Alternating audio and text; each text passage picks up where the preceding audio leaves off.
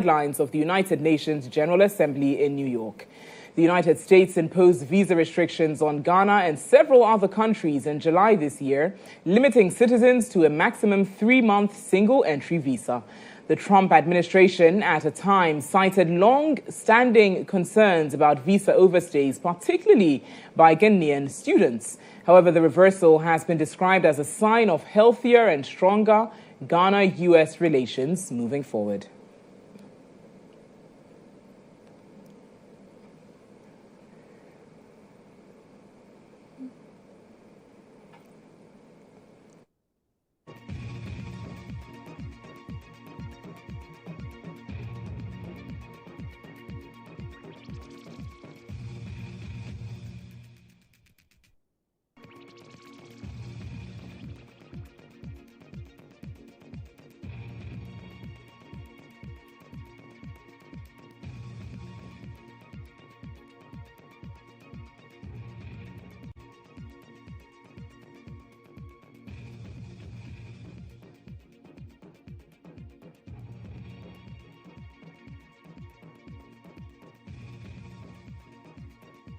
Described as a major diplomatic win for the country.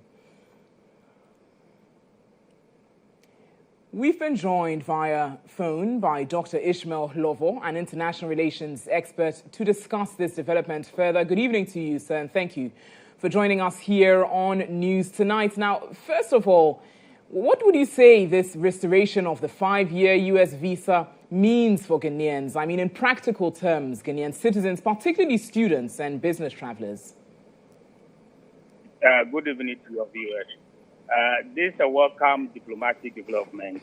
In fact, if you look at the volume of remittance that Ghana receives from its citizens in the U.S., this will facilitate travel to the U.S. This will ensure easier access to U.S. for Ghanaians and for Ghanaians who want to do business and do other activities in the U.S. It's become more easier. Right. Regularly for visa renewal, if you can get a fine.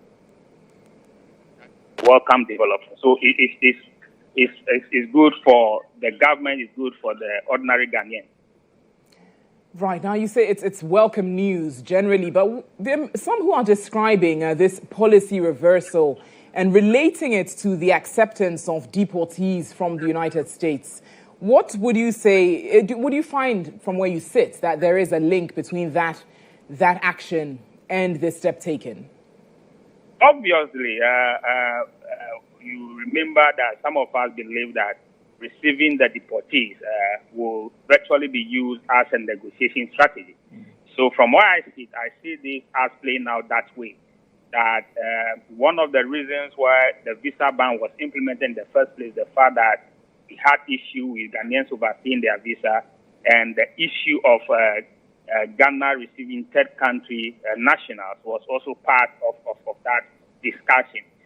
So it is normal in international relations, as it were, to use some of these actions to try and get a deal out of it. So in as much as the foreign minister and the president were of the view that they are just doing it for humanitarian reasons, some of us were never convinced that that is all.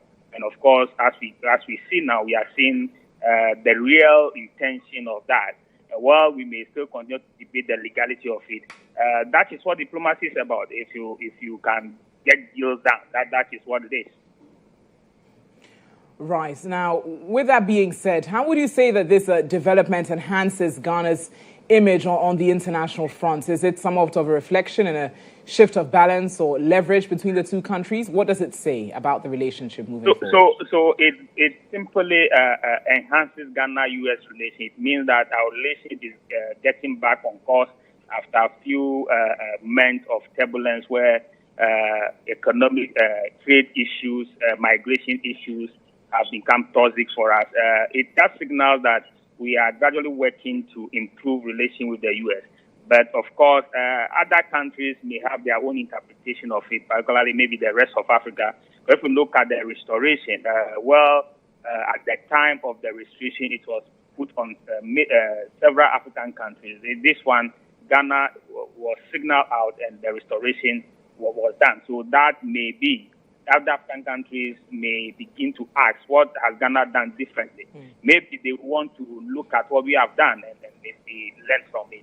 But of course, there's also the issue that, well, you started receiving deportees, including 10 country nationals from other Ghanaian, other African countries, and all of a sudden, your visa restrictions have been restored.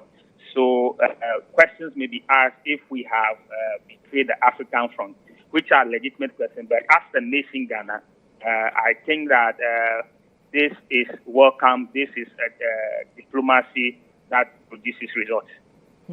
Now, moving forward, looking ahead, would you say that such a diplomatic wins open the door to broader U.S.-Ghana collaborations, I mean, within education or investment? And as an international relations expert, what work would you put on the ministry, the Foreign Affairs Ministry, to ensure that students, Ghanaian students studying in the United States, don't face these situations of extending their visa moving forward, extending their stay moving forward?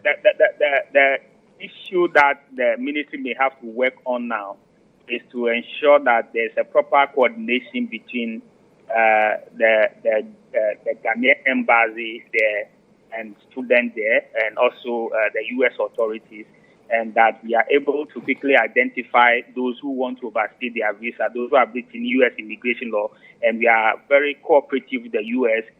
In terms of enforcing their own immigration law, so that if Ghanaians are found to have breached U.S. immigration law, we should quickly provide the necessary documentation for them to be repatriated back home. We should, so that at least the door is open for those who want to go to the U.S. We may also use this as an opportunity to ask for the U.S. for maybe more scholarship opportunities for Ghanaians in fields that we feel we need expertise from the U.S.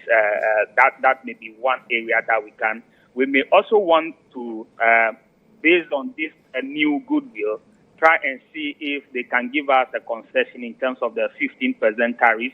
If we can negotiate it to around 10% or even below, that would still be a very welcome development for Ghana.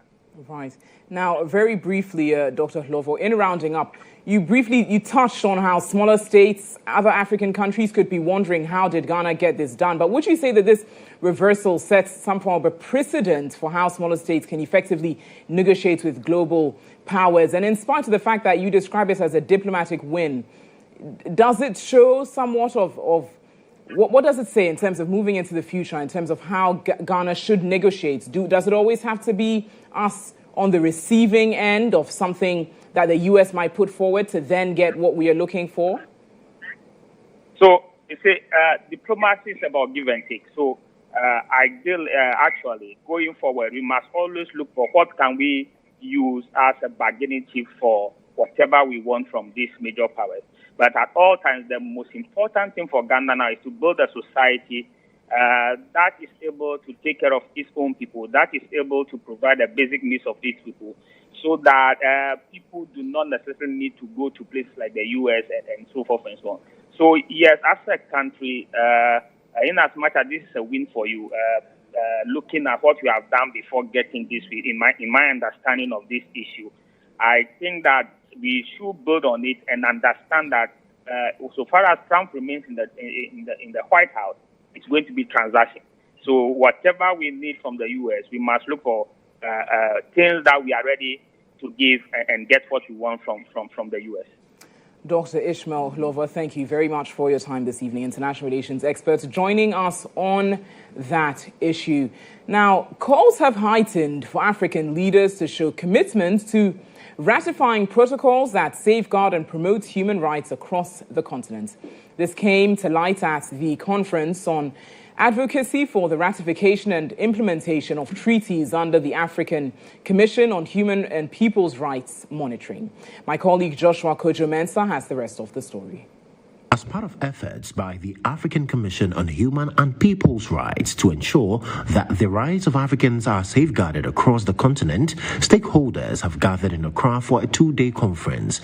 The aim is to advocate the ratification and implementation of treaties to entrench human rights. Vice Chairperson of the ACHPR, Janet Ramatuli Salah Inji, called on African leaders to show commitment by ratifying key protocols, including the Charter on the Rights of Citizens to Social Protection and Social Security. As the treaty monitoring body, the African Commission on Human and People's Rights, we have so many instruments we use to hold states accountable to ensure that they're able to implement their obligations.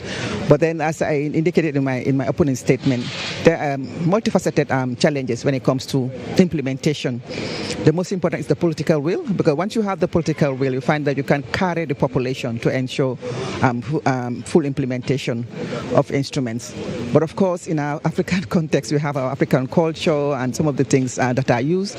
But as the African Commission these days, we actually take the multidimensional approach, integrated approach, where when we go in country, we don't only talk to officials, we also embrace and also engage religious and traditional leaders. So these days, we want to use the religious leaders and the traditional leaders to help us raise awareness on some of the very important rights that are enshrined in these instruments. On her part, Chief State Attorney and Director of International Law Division, Office of the Attorney General and Ministry of Justice, Ghana, Dr. Sylvia Ama Adusu, reiterated Ghana's commitment to ratifying the protocols with a call on other African leaders to emulate same. The Attorney General was calling on African leaders to have the political will to ratify all the treaties that have to be ratified and implementing them, because a country that does not respect its human rights is a country that's doomed to failure. And for Africa, the human rights of its citizens is very, very important, because some of the horrendous human rights violations occur here. And so by the speech, the Attorney General is saying that at the highest level, there must be the political will to ratify all these instruments we talked about, the treaties, and then to implement them. The conference is, among others, expected to deepen knowledge of the content of the treaties, enhance stakeholder understanding and commitment through ratification, and also solicit commitment of member states to ratify the protocols. You're watching news tonight here on GH1 TV. Let's turn to health-related issues as the Planned Parenthood Association of Ghana, PPAG, has called for greater access to reproductive health services and the protection of individual rights as the world marks World Contraception Day 2025. Highlighting the theme of freedom to plan, PPAG stressed that family planning is not only about contraceptives, but about enabling individuals and families to make informed choices about their health, education, careers, and future. According to the association, every young person deserves access to accurate information, while every woman deserves the right to decide if and when to have children. Again, PPAG also stressed the need for every family to have the opportunity to thrive through the power of choice. As part of its commitment, PPAG outlined 5 key priorities, including expanding access to quality contraceptive services nationwide, advocating for policies that protect reproductive rights, empowering young people with knowledge, dismantling stigma and misinformation, and working with stakeholders to ensure commodity security. Reproductive freedom is a cornerstone of development as it affords people the ability to plan, to unlock the power to choose. As the world marks World Contraceptive Day, PPAG urges Ghanaians to reflect on the meaning of reproductive freedom.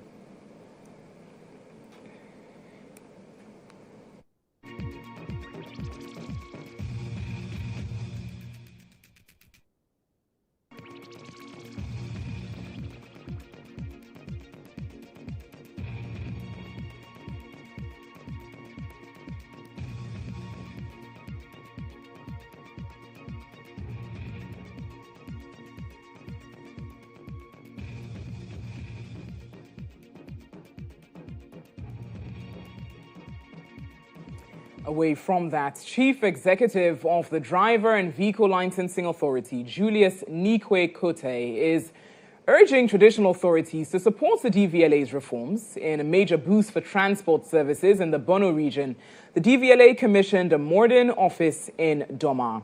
The facility is expected to create jobs for the youth while providing residents with easier access to licensing and road safety services. Services closer to the people of Doma. The facility will not only create employment opportunities, but also ensure convenience for drivers who previously traveled long distances for licensing. CEO Julius Nikwe-Kote urged traditional authorities to support the DVLA's reforms.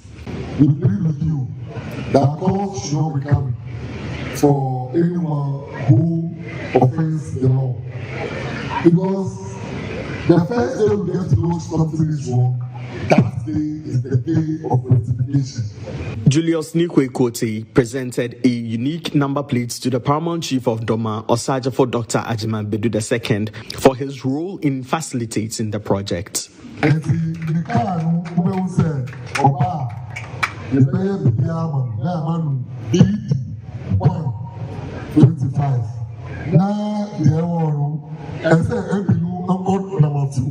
Bono Regional Minister Joseph Adai Akwabwa described the timing of the project as ideal as it brings relief to residents while strengthening compliance with road safety regulations. It will provide convenience for farmers, traders, transport operators, and ordinary residents whose productivity depends on efficient mobility. Domaja Sehene, Berima Buabasa Oponyao, expressed gratitude to all stakeholders but appealed for the Sunyane Doma Road to be upgraded to a dual carriageway. He also urged DVLA to produce road safety materials in local languages to enhance public education.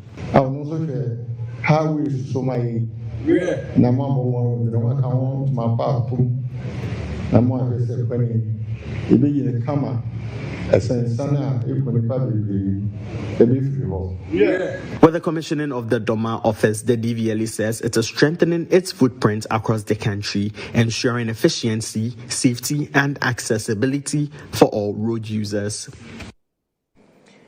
The Chief Executive Officer of the Driver and Vehicle Licensing Authority, Julius Nikwe-Kote, has further unveiled reforms aimed at transforming road safety and public service delivery. From opening new regional offices and introducing digital number plates to registering over 9,000 excavators to curb illegal mining, the DVLA is repositioning itself as a key player in Ghana's reset agenda.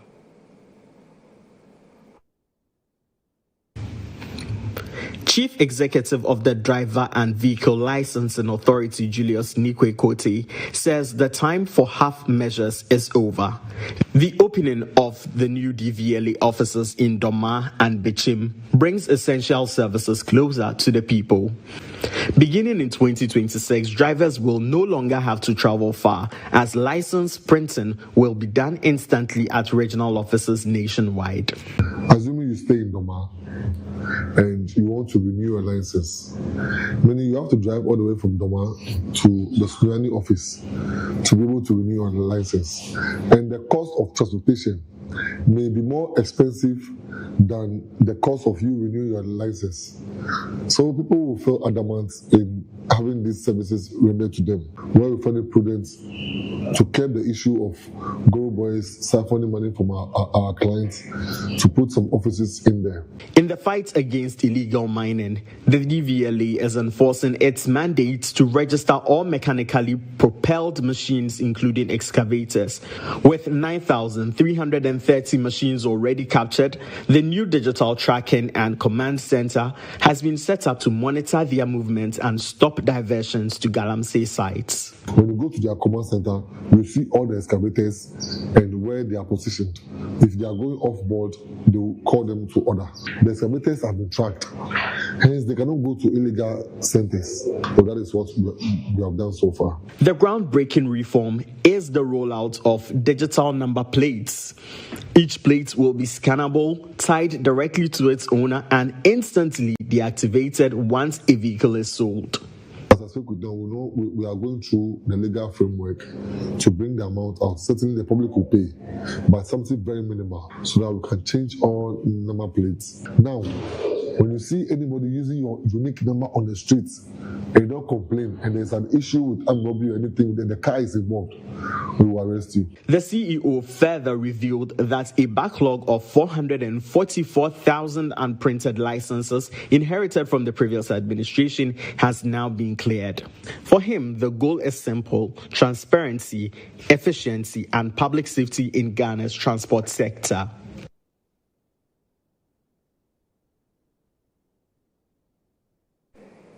In other stories this evening, the Mahama-led government has taken decisive action in the fight against illegal mining, commonly known as galamsey, speaking at the closing ceremony of a week-long intensive training program for personnel of the National Anti-Illegal Mining Operations Secretariat. The Minister for Lands and Natural Resources, Emmanuel Ama Kofi Boa, declared forest reserves and river bodies as security zones, adding that they will be protected at all costs. How did we get here? That the water levels that are supposed to from 0 to 500 are now 5,000 to 12,000. Impossible to treat. So brown. And every day we are talking about it. Some few select group of Ghanaians have decided they don't care what we say or what we do. What they want to do is to continue distracting the Ankobra, the Brim, and the Bra, and even take it to the Volta. And that is why they are bent on pumping out death and poison into these major rivers that are our lifeblood. We have come to that stage, and the president has made it clear. This fight against illegal mining is not going to be stopped, and every measure at the president's disposal will be used. We charge you, as a government prepares to deploy you for your permanent presence into the forest reserve and water bodies. Understand this clearly. These areas has now been declared by the Commander-in-Chief of the Ghana Armed Forces as security zones.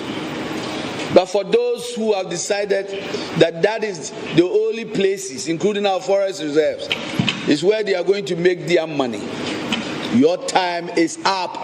Any recalcitrant entry into these zones is not merely a trespasser, they are an enemy of the state.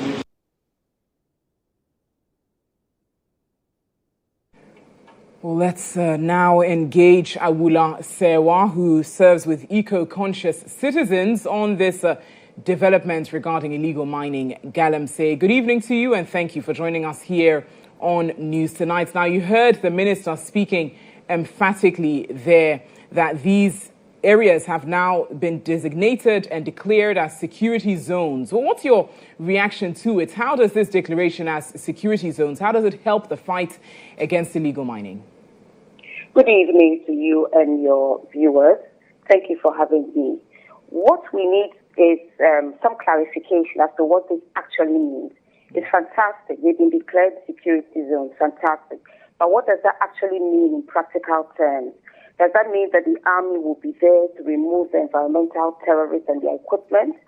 Are they, for example, Navy going to be the water bodies to remove the environmental terrorists, their equipment, and then the water that have been diverted to rectify this? What does it actually mean in practical terms? Right. So you say that declaring them as security zones, the minister having said that, is not sufficient? Well, it's a step in the right direction, but what does that mean? If they are declared security zones and there are no boots on the ground to ensure that we remove the environmental terrorists, then I'm not quite sure we are moving rapidly forward. What we need is, in addition to declaring the security zones, is that nobody has any business being there, which is fantastic. Those who are actually there, who have not left, we need to remove them. We need to ensure that they leave the forest reserves, they leave the water bodies, they leave the farmlands. This will be a step in the right direction, even as there are other steps we'll take. For example, pausing all forms of small-scale mining, because in many regards, they are mining in ways that do not benefit the environment. Maybe pausing the importation of excavators, because invariably they're finding their ways to the forest reserves, even though we say we have a tracking system in place. But to come back to the security zones, need clarification as to whether we're going to have boots on the ground and they're going to go to the forest reserves, work with the forest guards and remove the environmental terrorists. At the same time, the Navy will be on the water bodies doing likewise. Right. Now, having this declaration having been made by the minister, from your personal view, from where you sit as an organization, eco-conscious citizens, how does that tie into the calls for the declaration of a state of emergency? He's not asking for a declaration of a state of emergency. Obviously, there are certain things you want to see. One of the things you want to see is robust, swift action. You want to see your armed forces in the forest reserves removing the environmental terrorists and their equipment.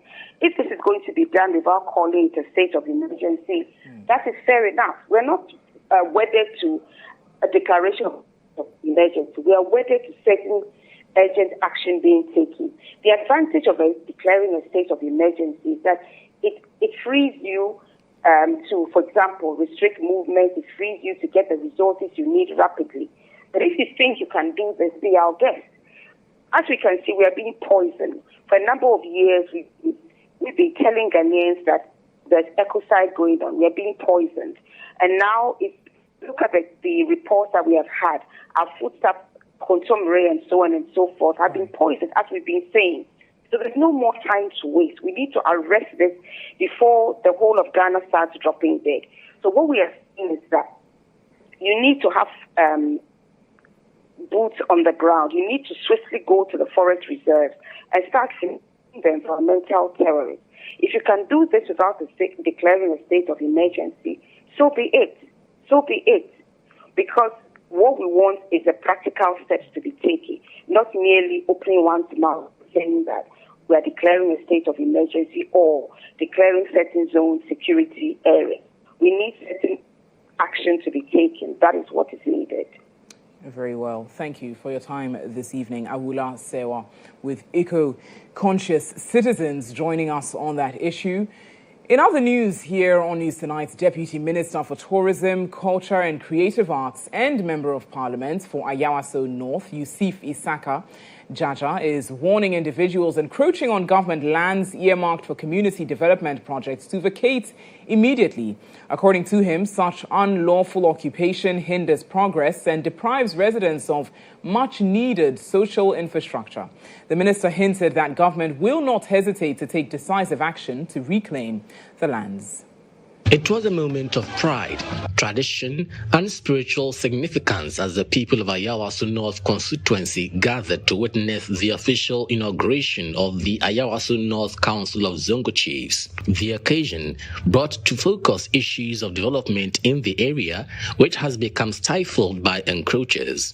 Speaking at the inauguration, Deputy Minister and MP for Ayawaso North, Yusuf Isaka Jaja, cautioned such encroachers to vacate the land immediately. He also hinted on government's plans to begin developmental projects. Unfortunately, the community is challenged with lands. We have a lot of developmental projects we need to embark on, but we don't have lands. But we are informed that government have some few lands dotted across. People have encroached on them. It is on that regard, or in that regard, that I'm calling on those people, at least to give way for government to bring development, a development that will go back to benefit the whole community, not an individual. It's not going to be a right of sacking people or whatever. No, the assembly is handling it and we'll have our way at the end of the day. On his part, the newly installed chairman of the Council of Zongo Chiefs, Chief Isaka Inusa, encouraged the youth to desist from abusing drugs within the Zongo community. Education in the Zongo community is very low. I would make sure that we use this authority to encourage our youth within the community to be educated. Most of our youth are into bad habits like taking of tramol, weed, and other social vices to educate them on the need to stop. Also speaking, the Zongo chief for the Pantan Abokobi community, Chief Yusuf Idrisu Mandingo, called for unity among all ethnic and religious groups within the Zongo enclave. We, the chiefs, we want our mouth to be one so that we can move things forward. Because without one, we cannot move things forward. So we are praying to God, may Allah let we all, the way what we have seen today, we all should learn every consequence, should learn what an Ayawaso North have done so that we all can move our things forward. The event was graced by the National Chief Imam, Sheikh Usman Nuhu Sharbutu, together with other dignitaries. Well, let's now turn to Bibiani Ahiaso Bekwai, where the people's voices are being called to the table as leaders and citizens gathered at an assembly hall for the crucial town hall meeting. The meeting decides how resources are spent, how challenges are tackled, and how President Mahama's reset agenda takes root at the local level. The Bibiani Ahiaso Bekwai Municipal Assembly has opened its doors to the people in its first town hall meeting aimed at shaping the municipality's medium-term development plan. The meeting brought together community leaders, assembly members, and residents to deliberate on pressing issues such as healthcare, education, sanitation, and security. Municipal Chief Executive Sebastian Obin underscored the importance of stakeholder engagement in development planning, accountability, and transparency. In ensuring that assemblies include citizens in their decision-making process at the local level, or topical issues that agitate the minds of residents and stakeholders in their respective assemblies. Sebastian Obin also noted concerns over the use of internally generated funds and pledged to remain focused on the president's reset agenda. The Bibiani Ahiaso Municipal Assembly has mobilized internally generated fund of 3,334,110 Ghana cedis from all sources. Member of Parliament for the constituency, Bright Asamoah Brefo, promised the MCE's leadership urging residents to rally behind government efforts. He also explained how the Assembly Common Fund is disbursed to support local development.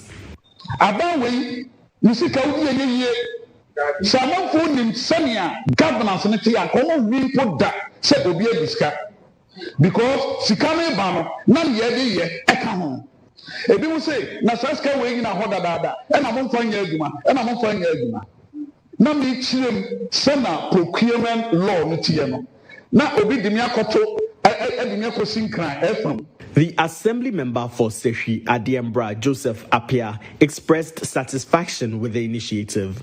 Local governance is for the people, and accountability cannot be done when there's not like transparency. So for us to be able to understand how our funds are being managed, what exactly is happening in the municipality.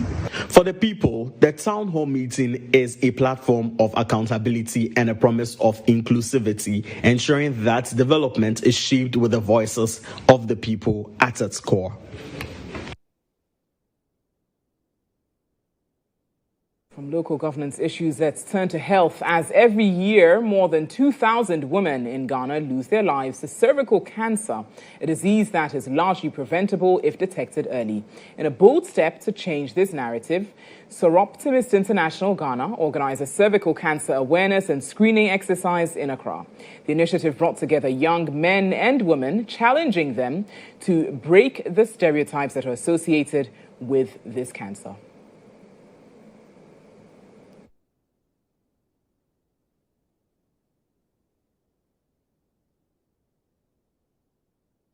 Cervical cancer is the second most common cancer among women in Ghana and the second leading cause of cancer-related deaths. The country records about 2,800 new cases annually, with nearly 70% of women diagnosed at advanced stages where survival chances are low. Health experts say survival rates are 95% at early stage, but fall to just 15% at stage 4. Nationwide, 2.46 million girls aged 9 to 14 will receive the vaccine. Deputy Regional Director of Public Health, Dr. Moses Berima-Jimate, said the rollout is part of Ghana's plan to prevent cervical cancer and related conditions. Children under 5 years always receive vaccines, and that's the reason why we have had reduced number of cases of measles.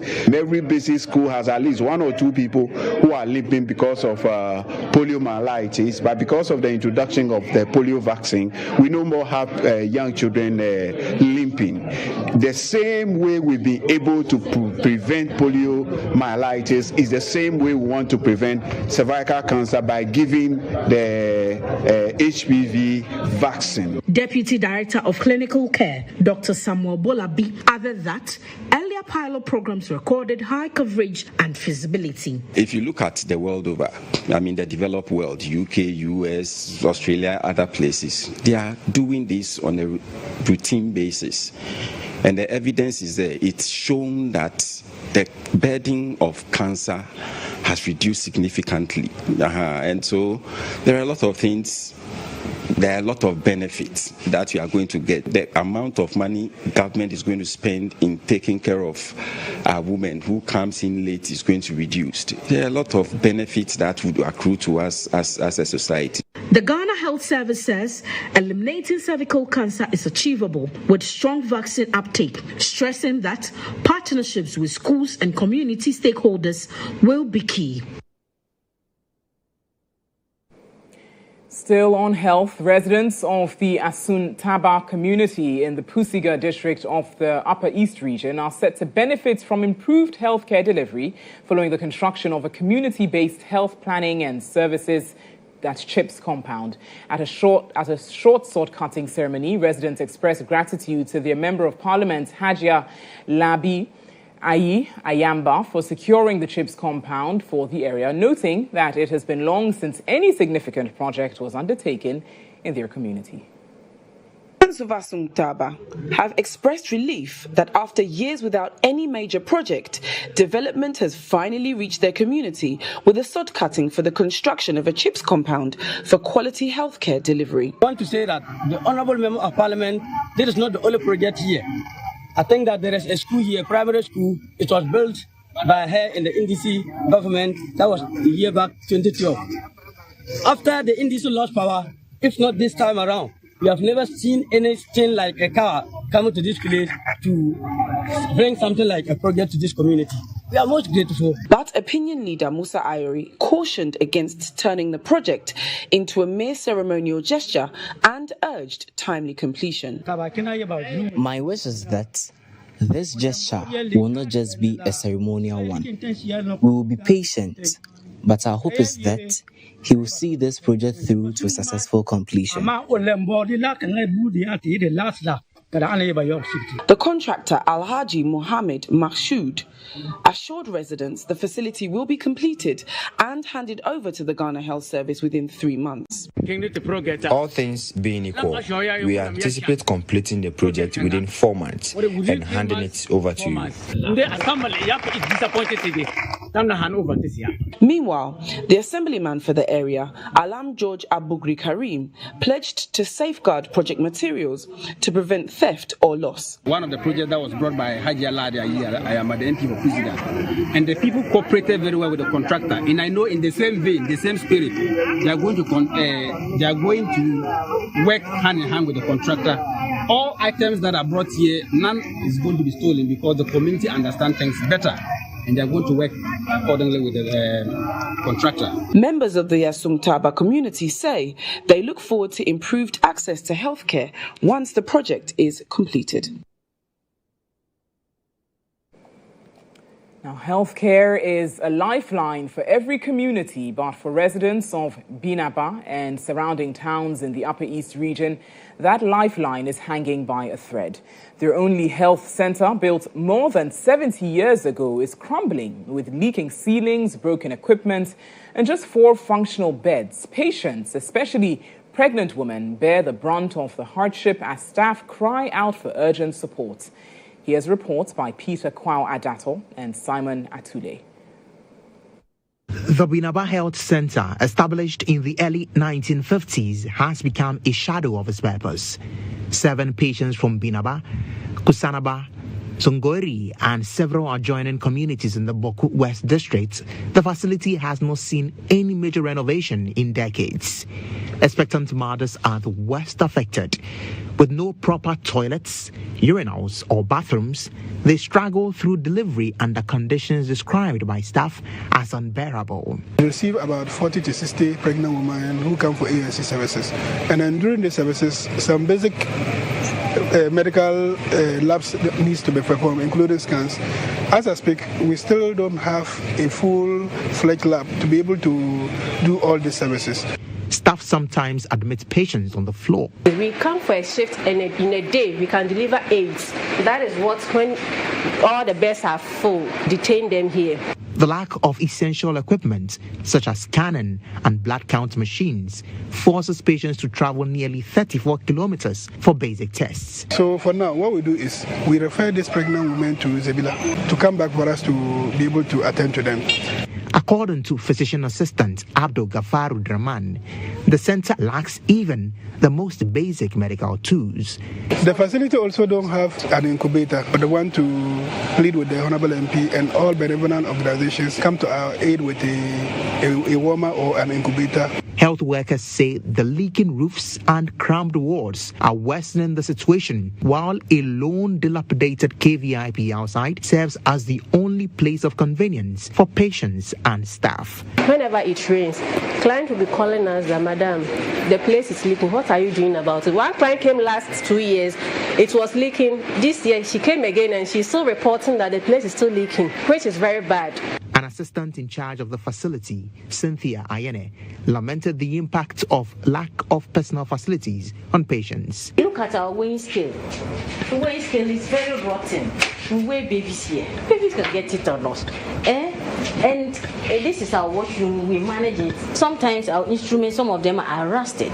Assembly member for the area, Jerry Abenem, says the center has not seen any renovation in over 30 years. So we have a lot of staff bungalows which are uninhabitable, and especially as you just recently went in, the maternity block is also in a very deplorable state. It was even uplifted to the state of a polyclinic, but because of the facility, we don't have the facilities. Staff bungalows, the injection room, and the OPD are all unfit for purpose. We know that it's not that we alone, but we are just begging them to come to our aid and support us with beds and the necessary things that we need to make delivery very safe for us. The plight of the facility has attracted the attention of Member of Parliament for Zebela, Ebenezer Ndebela Alumeri. Healthcare is very key to me. In the next 3-4 years, we get this place refurbished and put it in the right shape. He donated beds, street lights, bulbs, and pledged an annual allocation of 100,000 cedis from his health fund to support infrastructure upgrades. But I don't want to end it there. I have plans to institute an annual award scheme for nurses in the district. Motivate them to work hard, and that will serve as an inspiration to others. The MP has also supported other institutions in the district with motorbikes for GES, sewing machines for artisans, and street lights for schools. I am introducing a scholarship scheme for 3 medical students every year. The person will be bonded so after school you come back to work in the district here. For now, the Binaba Health Center remains in need of urgent attention until help camps, staff, and patients continue to fight for survival in a facility that is no longer fit for purpose. Peter Kwaw Adato and Simon Atule's report for EIB News. Now on to the Eastern Regional Hospital in Koforidua, which is set to expand and renovate its mental health units following a sharp rise in psychiatric cases that has led to congestion. A groundbreaking ceremony has been held for commencement of the project, which will increase the unit's bed capacity and provide more space for patient care and rehabilitation. The mental health unit of the Eastern Regional Hospital currently serves as the only residential psychiatric facility in the region, admitting patients with conditions ranging from schizophrenia, bipolar affective disorder, depression and anxiety disorders to substance use cases involving tramadol, cannabis, alcohol, cocaine, heroin, and opioids. It also manages children with special needs, learning difficulties, and seizure conditions. Dr. Janwa Opariado, specialist psychiatric and head of the unit, explained that the facility has become overstretched due to rising drug-related psychiatric cases. People with substance use disorder are the majority of cases that we see in this facility. So most of our youth are going into substance use, tramol, cannabis, alcohol, cocaine, heroin, pethidine, opioid, etc.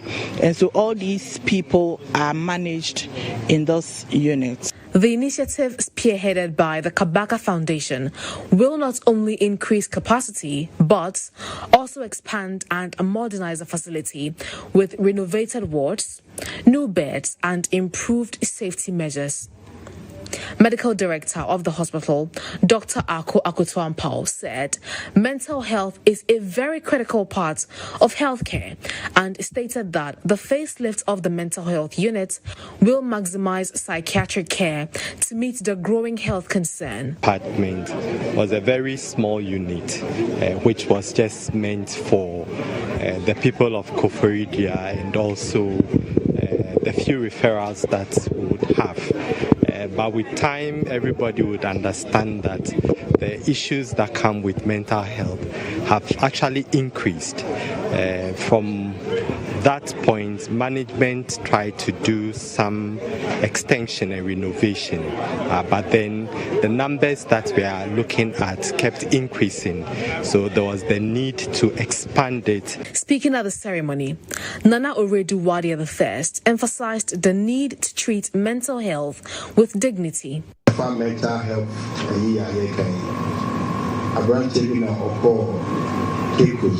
and I hold on board. Said,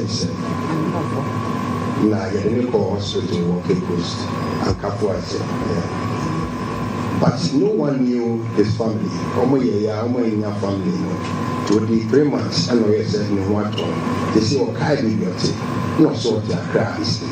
As part of his birthday celebration, Nana Oredu Wadia I also paid medical bills worth 20,000 Ghana cedis for needy patients and donated food packs and other essential items to both clients and staff of the hospital.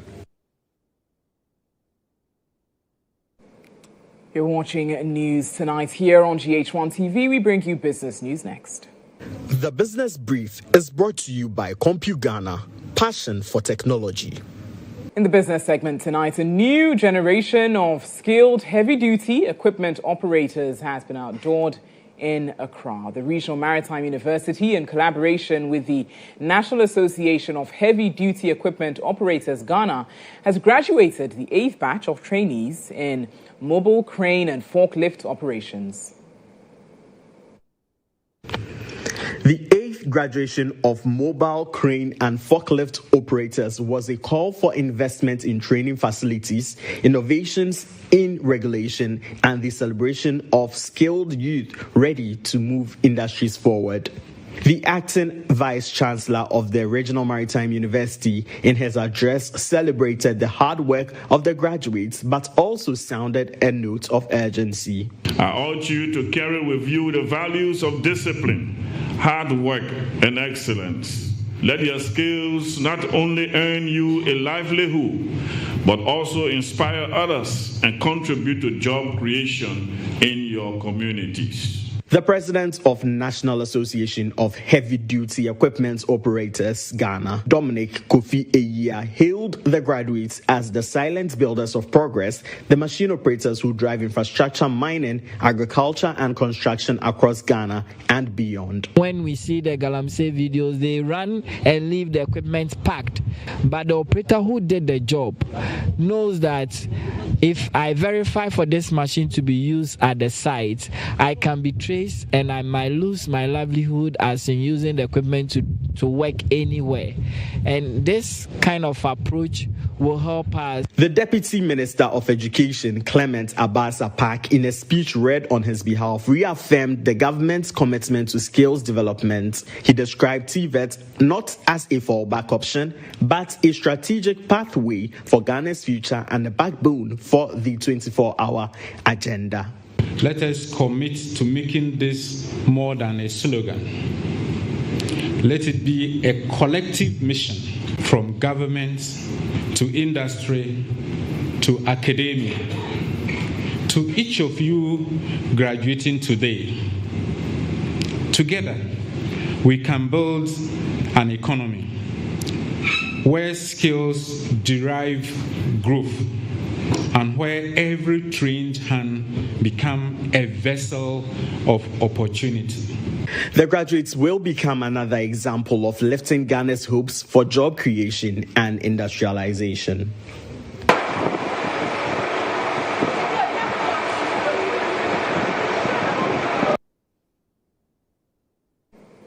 In some other business news, the Chartered Institute of Marketing Ghana, CIMG, is encouraging marketers to commit resources and innovation towards the transformation of brand Ghana. Now, speaking at the 36th CIMG Annual National Marketing Performance Award, President of CIMG, Michael Abiu, stressed that the move is critical to driving national development and enhancing global competitiveness.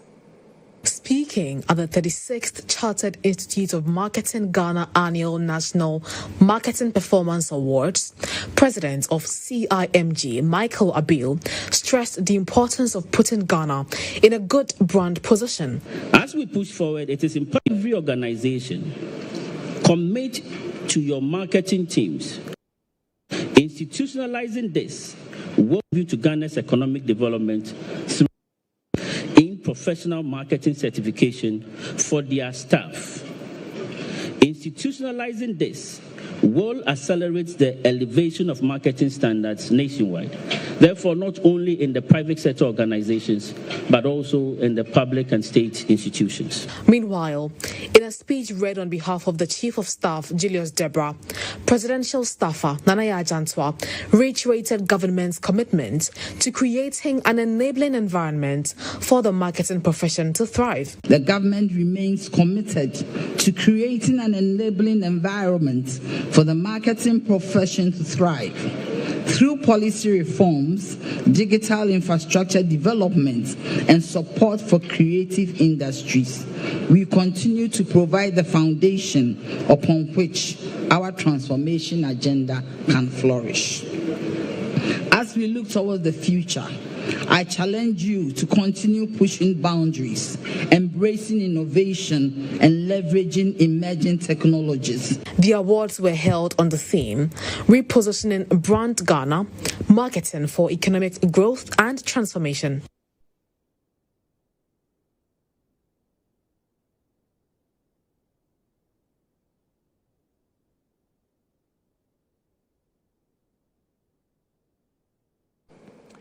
And that's all the business news for tonight. We bring you sports news next. The Business Brief was brought to you by CompuGhana, passion for technology.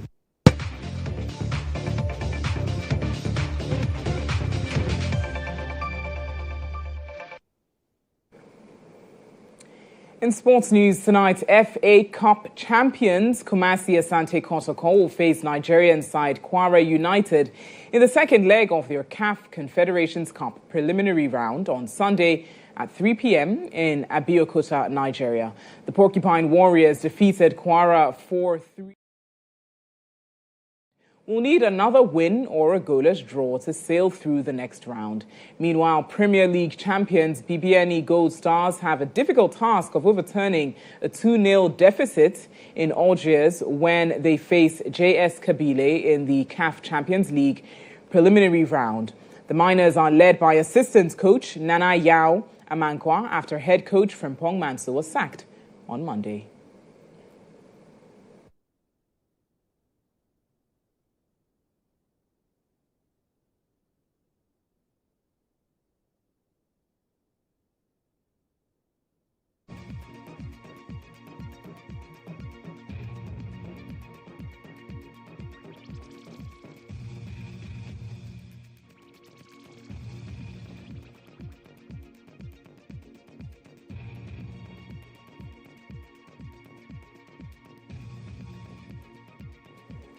In other sports news, Ghana's black princesses will face their Tunisian counterparts in the second leg of their Under-20 World Cup qualifiers tomorrow at the Accra Sports Stadium. The princesses beat Tunisia 2-0 in the first leg in Tunis with a brace from Mercy Atobra and need only a draw to get through to the next round of qualifiers. The Under-20 Women's World Cup is scheduled for September 2026 in Poland.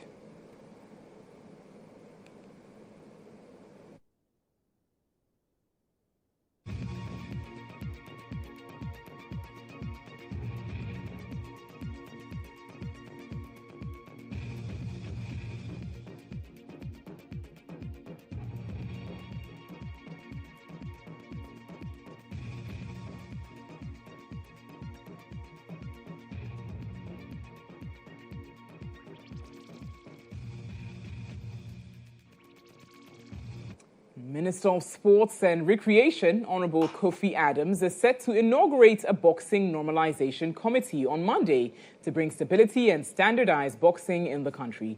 The minister expects the committee to institute strict mediate medical protocols, update health records of boxers, establish the medical commission, and reinforce doping control systems in collaboration with the National Anti-Doping Agency in order to regulate boxing, especially after the deaths of 2 boxers in recent times.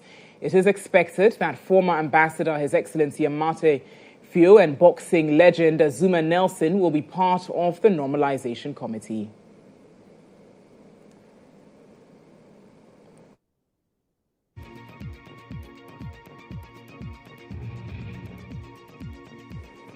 And that's all the sports news we've got for you this evening. E-Zone is next.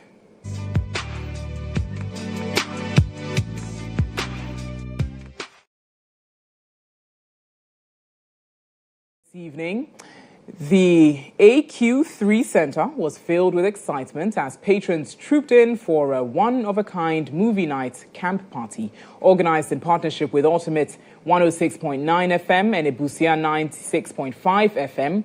Tents and Toast promised and delivered a night of games, fun and music under the stars. Here's what happened. And Toast, which kicked off Friday evening, ran till Saturday morning, 7, a cinema in a camp-style setting. Brand manager of the event expressed delight at the turnout and praised the collaboration with Ultimate and Ebusia FM, describing it as the beginning of bigger things to come. So far, you can see from the numbers, it's very, very encouraging. Why campaign this time?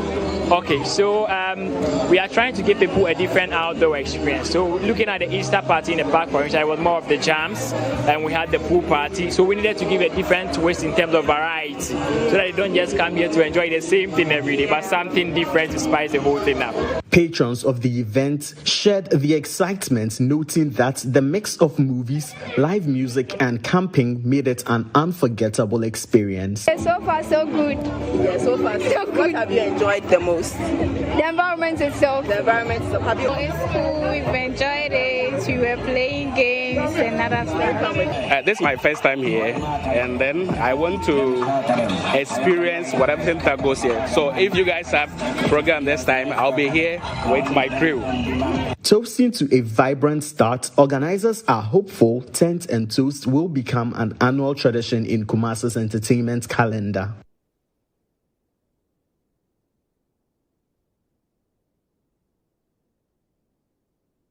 And on that note, we wrap up news tonight this evening here on GH1 TV. Lots more news on our website, starfm.com.gh. It was produced by Ekop Wache and Evelyn Arba Edu. I'm Natalie Fort. Have a wonderful evening.